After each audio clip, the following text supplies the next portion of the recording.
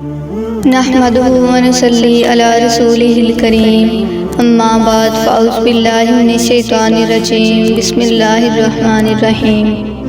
حضرت نوح علیہ السلام کا نام شکر تھا، بعد نوح نام ہوا، اس واسطے کہ وہ اپنی قوم پر بہت نوحہ کیا کرتے تھے۔ اللہ تعالیٰ فرماتا ہے، اور بھیجا ہم نے نوح کو اس کی قوم کے پاس، پس رہے وہ اپنی قوم کے پاس 950 برس، اور اس مدت میں 40 مرد اور 40 عورتوں کے سوا کوئی ایمان نہ لایا۔ امر الہی سے حضرت نوح علیہ السلام ہر روز پہاڑ کی چوٹی پر چڑھ کر اللہ تعالیٰ کی طرف خلق اللہ کی دعوت دیتے اور پکار کر کہتے، لا الہ الا اللہ وانا رسول اللہ، اور ان کی آواز خدا کے حکم سے مشرق و مغرب تک پہنچ جاتی۔ اس وقت کے مردود لوگ اس کلمہ کی آواز سن کر انگلیاں اپنے کانوں میں ڈال لیتے اور بعض ملعون کپڑوں سے اپنے منہ کو چھپا لیتے، اور بعض کافر یہ آواز سن کر بھاگ جاتے۔ جبکہ وہ ان مردودوں کو اللہ تعالیٰ کی دعوت دیتے تو وہ کافر سب کے سب بے ادبی سے حضرت نوح علیہ السلام پر ہاتھ چلاتے اور مارتے مارتے بے ہوش کر دیتے، اور جب وہ ہوش میں آتے تو پھر پکار کر بولتے، اے لوگو، تم کہو خدا وحدہ لا شریک ہے اور نوح اس کا برحق رسول ہے۔ اور ایک روز کا ذکر ہے کہ حضرت نوح علیہ السلام کے گلے میں کافروں نے رسی ڈال کر کھینچا، تو اس کے صدمے اور تکلیف سے حضرت نوح علیہ السلام 3 روز شدید بے قرار رہے، پھر بھی دعوت اللہ میں برابر لگے رہے اور کسی قسم کی کوئی کوتاہی نہیں کی، اور اللہ کے واسطے تکلیفیں اٹھا کر خلق اللہ کو دعوت دیا کرتے، یہاں تک کہ طوفان کی نوبت آ پہنچی اور حضرت نوح نے اپنے رب سے کہا، اے رب میرے، میں بلاتا رہا ہوں اپنی قوم کو رات دن، مگر میرے بلانے سے اور زیادہ بھاگتے ہیں اور سوائے مجھ پر ظلم کے کچھ نہیں کرتے۔ ایک دن کا ذکر ہے کہ حضرت نوح علیہ السلام نے اپنی قوم کو خدا کی طرف دعوت دی تو کافروں نے آ کر حضرت نوح کو ایسا مارا کہ تمام کپڑے لہو لہان ہو گئے۔ تب ان کی بیوی جو کہ کافرہ تھی کہنے لگی، اے قوم، حضرت نوح دیوانہ ہوئے ہیں، تم اتنا مت مارو کہ جو وہ کہتا ہے اپنے دیوانے پن سے کہتا ہے اور وہ کچھ نہیں جانتا ہے۔ حضرت نوح نے اپنی بیوی سے جب یہ باتیں بے ادبی کی سنی، تب حضرت نوح نے آسمان کی طرف منہ کیا اور کہا، جیسا کہ اللہ تعالیٰ نے فرمایا۔ پھر اس نے پکارا اپنے رب کو کہ گھر گیا ہوں میں کافروں میں، اور تو میرا بدلہ ان سے لے۔ بالفور حضرت جبرائیل علیہ السلام نے آ کر کہا، اے نوح، تو دعا کر، تیری دعا خدا کی درگاہ میں مستجاب ہے۔ یہ قوم کفار تم پر ہرگز ایمان نہ لائے گی، اور تم اس درخت کو لگاؤ۔ اور دوسرا قول یہ ہے کہ جبرائیل علیہ السلام نے ایک شاخ درخت بحشت سے لا کر دی، حضرت نوح نے اس شاخ کو زمین پر لگایا۔ جب 40 برس گزرے، وہ درخت اس قدر بڑا ہوا کہ 600 گز لمبا اور 400 گز موٹا چوڑا ہو گیا، اور اس 40 برس کے اندر تمام بیویاں ان کافروں کی بائیں تھیں، اور نسلیں ان کی منقطع اور باقی عذاب الہی سے محفوظ ہوئی۔ سبب اس کا یہ ہوا کہ وہ اپنے بیٹوں کو نوح کے پاس لے جا کر بولی، اے لڑکو، تم اس کو دشمن جانو اور اس کی بات نہ مانو، اس کو ہمیشہ ذلیل و خوار کرو کہ وہ دیوانہ ہے۔ حضرت نوح نے جب یہ وصیتیں ان سے سنی، تب ان لوگوں سے نا امید ہو کر درگاہ الہی میں ساری کی اور کہا نوح نے، اے میرے رب، اب نہ چھوڑ زمین پر من کروں گا ایک گھر بھی بسنے والا، کہ نسل کافروں کی باقی نہ رہے زمین پر۔ تب جبرائیل علیہ السلام تشریف لائے اور فرمایا کہ اے نوح، اس درخت سے تو ایک کشتی بنانا۔ نوح علیہ السلام نے کہا، کس طرح بناؤں؟ جبرائیل علیہ السلام نے کہا کہ تم اس درخت کو کاٹ اور چیر کر تختے بنا، میں تجھے بتاؤں گا۔ نوح علیہ السلام نے اس درخت کو کاٹا اور چیر کر تختے بنائے۔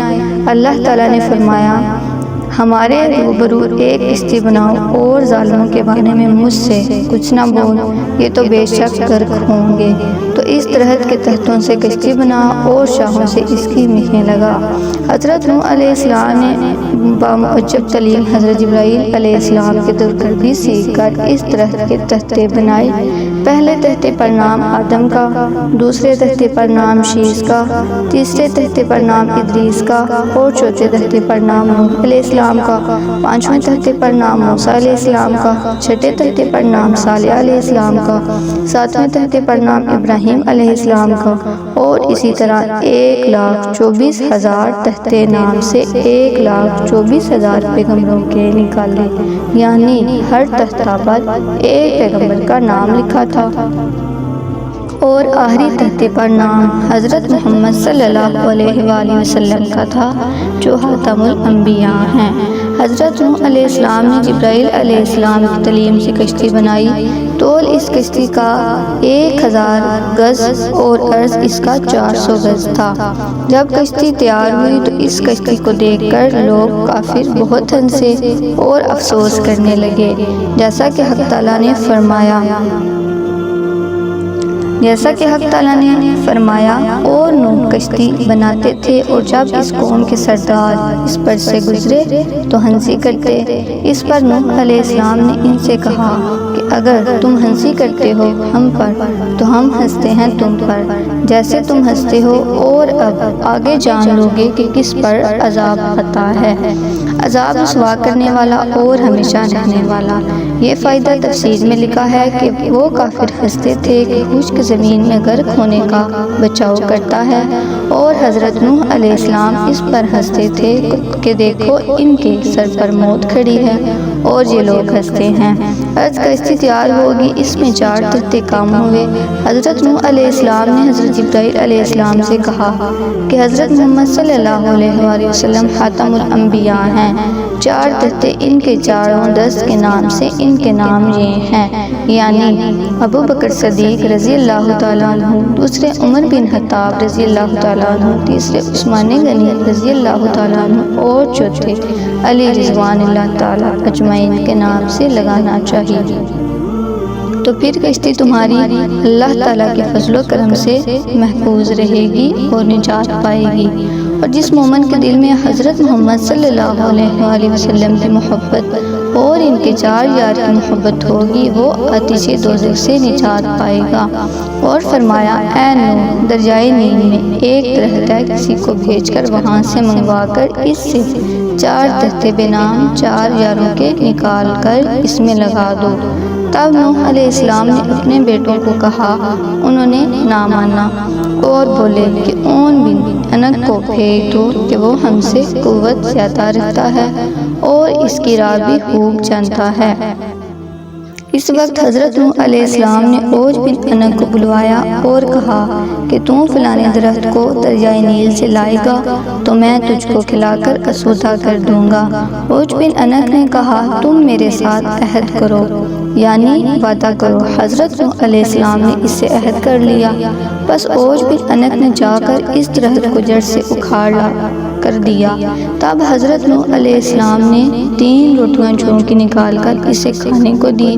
اوج بن انک نے دیکھ کر ہنس دیا اور کہا اے حضرت نوح، میں 12,000 روٹیاں ایک وقت میں کھا لیتا ہوں اور میں اپنے کھانے کا کیا حساب دوں؟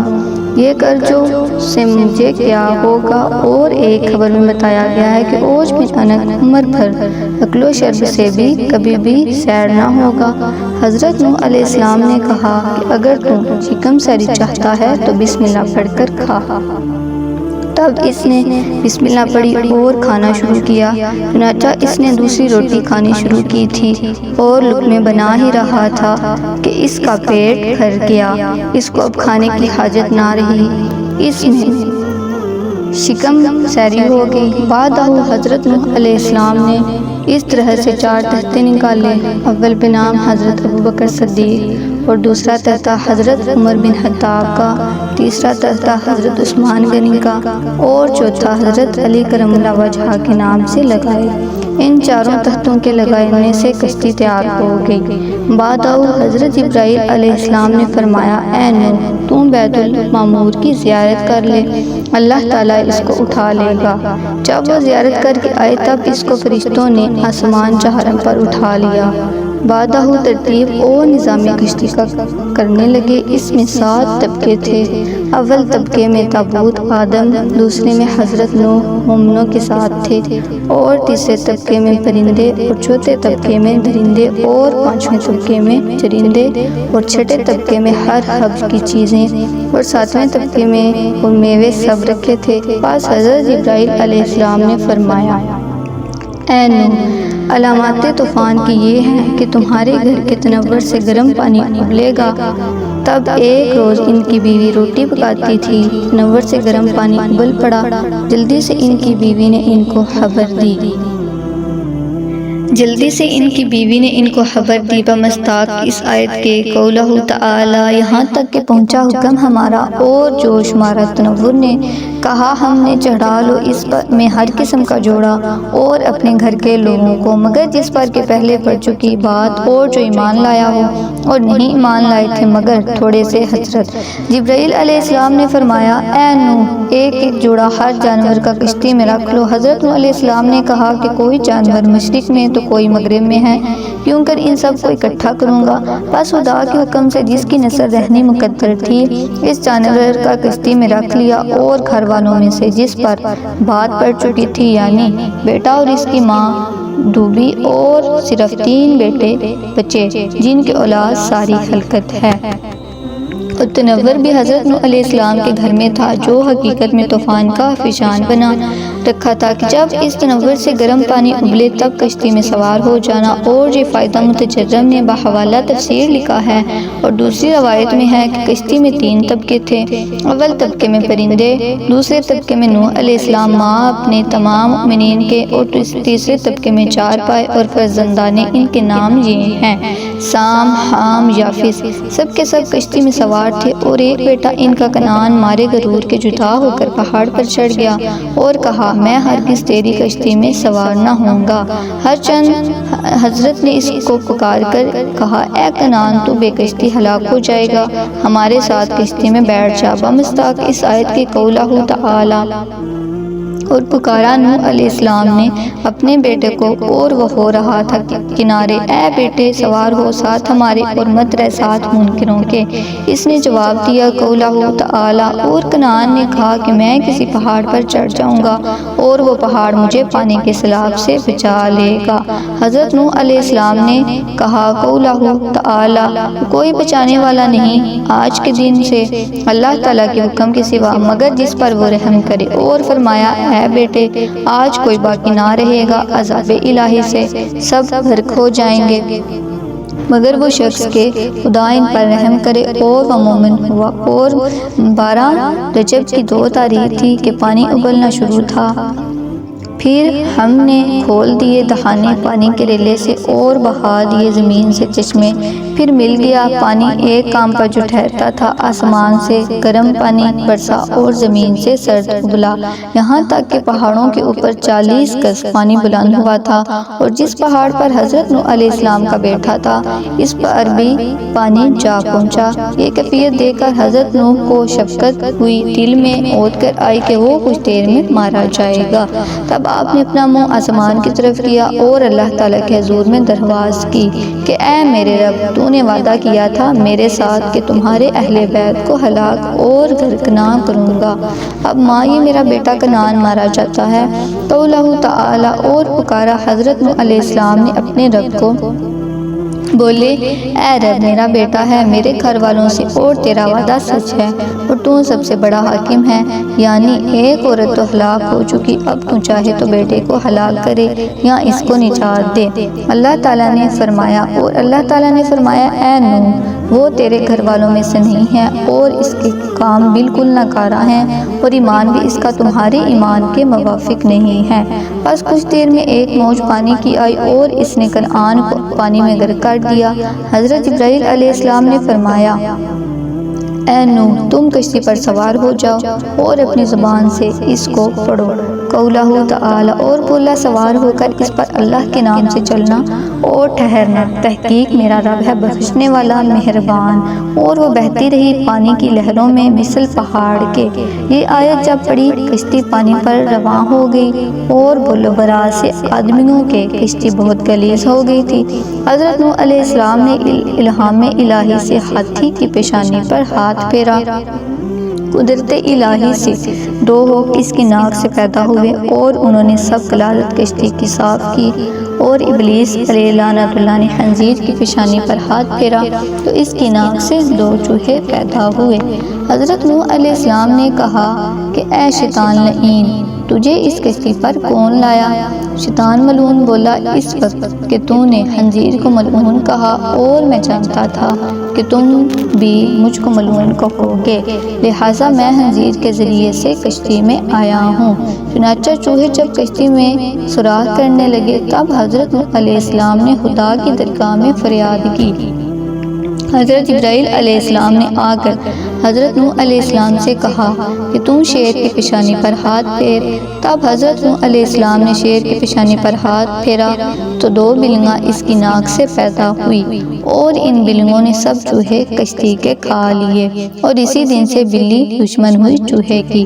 حضرت نوح علیہ السلام رجب کی دوسری تاریخ سے عشرہ محرم الحرام تک تقریباً 6 ماہ 8 دن کشتی پر ہی رہے۔ بعد جناب باری تعالیٰ سے ندا آئی، قولہ تعالی، اور اللہ تعالیٰ کی طرف سے حکم ہوا، اے زمین نکل جا اپنا پانی، اور اے آسمان تھم جا، اور سکھا دیا پانی اور ہو چکا کام، اور کشتی ٹھہری جو دی پہاڑ پر، اور حکم ہوا کہ دور ہو قوم سے جو بے انصاف ہے۔